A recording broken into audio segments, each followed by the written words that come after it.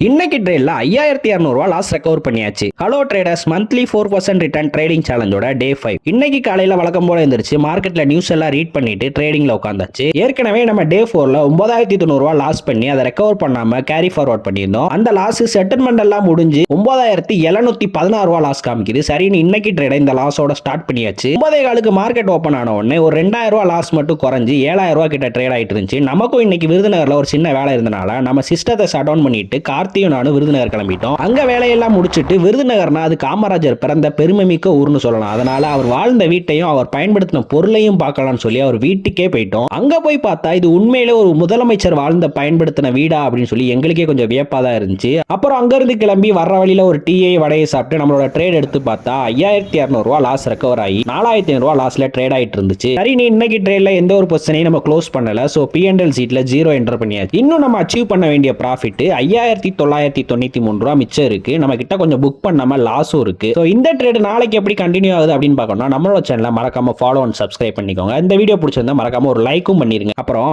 நாளைக்கு பார்க்கலாம்.